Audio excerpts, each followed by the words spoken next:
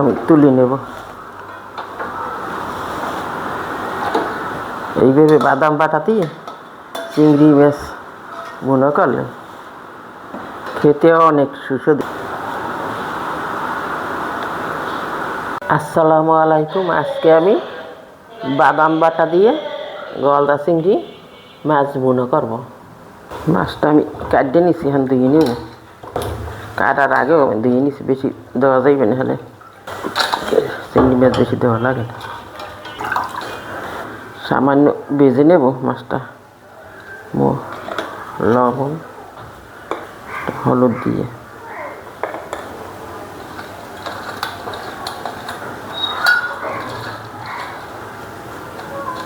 ডিম পেড়ে এই জন্য ছোলা ফালাই নেই। কড়াইতে ডিম ভেজে আর একটু তেল দিয়ে দিলাম, দিয়ে দেবো মাছ। বিসমিল্লাহির রহমানির রহিম। হালকা ভেজে নেব, বেশি ভাজলে শক্ত হয়ে যায়। মাছটার এক সাইড হালকা ভাজা হয়ে গেছে, এক সাইডের ভাজলে শক্ত হয়ে যাবে বেশি। একটু তেল লই দেবো আমি।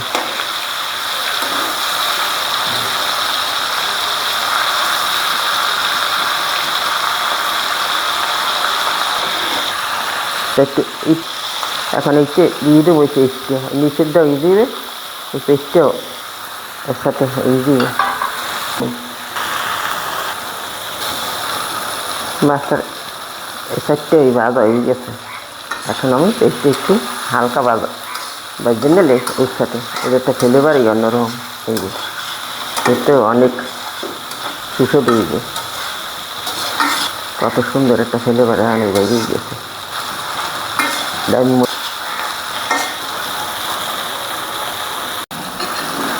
পেঁয়াজটাও সুন্দর হালকা ভাজা হয়ে গেছে, সুন্দর একটা ফ্লেভার।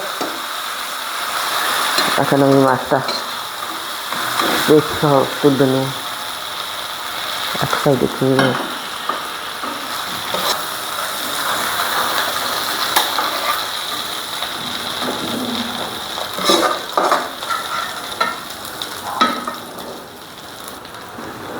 এখন আমি দিয়ে দেবো বাদাম ব্লেন্ডার করে নিচ্ছি।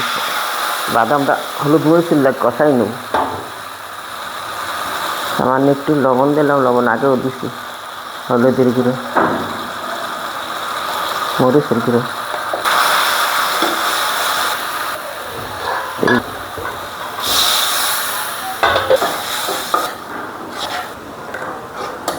হলুদ মরিচটা ভালোভাবে কষাই নেব। এখন আমি দিয়ে দেবো চিংড়ি মাছটা আর ভাজা পেস্টে দিয়ে আর একটু কষাই নেব।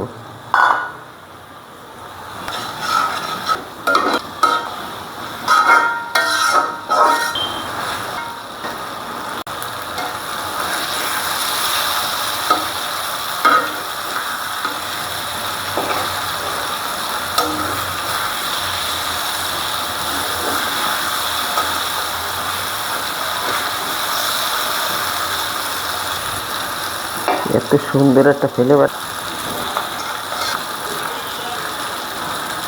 কষানো হয়ে গেছে, দিয়ে দেবো পানি।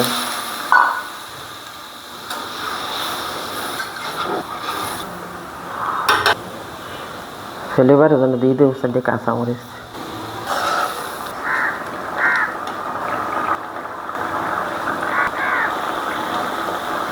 আমি ঝোল ঝোল রাখবো, দিয়ে দেবো একটু ধনিয়া পাতা।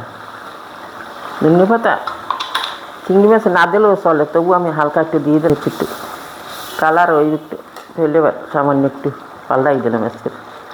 আমি কোন সময় দেই না ধনিয়া পাতা। বাদাম বাটা দিয়ে চিংড়ি মাছ ভুনা আমার হয়ে গেল। এখন আমি তুলে নেব।